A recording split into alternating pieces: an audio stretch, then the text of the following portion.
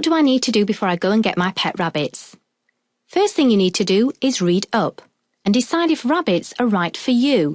Remember, rabbits are sociable creatures and should always be kept in the company of their own kind, not alone and not with guinea pigs.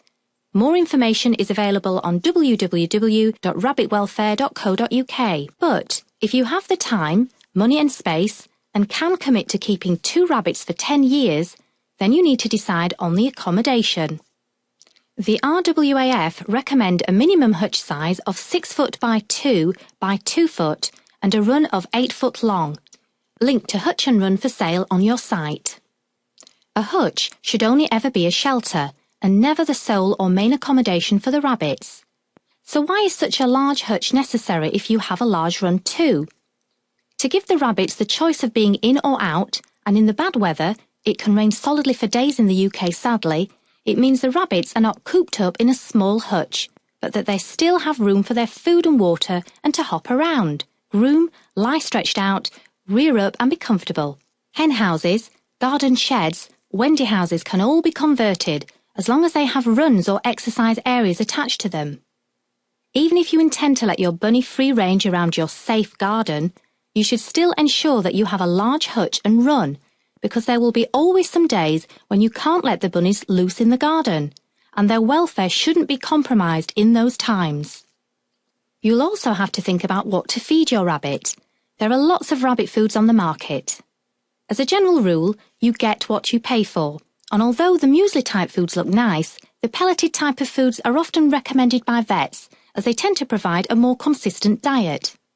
The most important part of a rabbit's diet is hay. Rabbits should constantly have a supply of fresh hay to eat.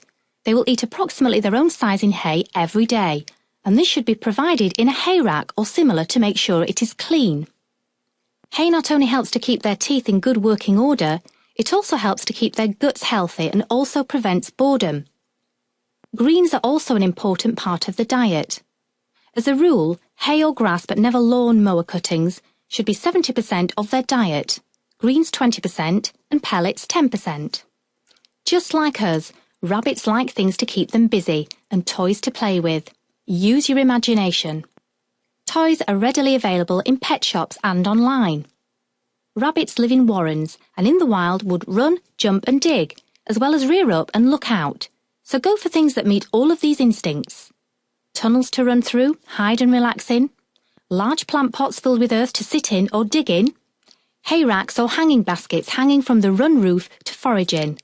The last thing to think about is finding a good vet. It's a fact that not all vets are good with rabbits. They are not at all like cats or dogs. In fact, they're more similar to horses. Rabbit medicine has made huge advances in the last 10 years or so, and not all vets have kept up to date or had an interest in it. You may need to phone a few vet practices to find one that has an interest in rabbits and ask plenty of questions. You will need a vet that is happy to vaccinate and neuter your rabbits, although rescue rabbits are usually already neutered, and who can confidently undertake dental work if it is needed. In the hands of an experienced vet, the vast majority of rabbit anaesthetics go to plan, but they are a little more tricky to anaesthetise than dogs, which bring a slightly higher risk. But veterinary practices who say they regularly have rabbit deaths under anaesthesia are obviously not the ones to pick for your bunny's healthcare. Even if your bunnies are already neutered, you never know when they may need an op. So do find a vet who is confident with rabbits and has a good track record. More information is available from www.rabbitwelfare.co.uk.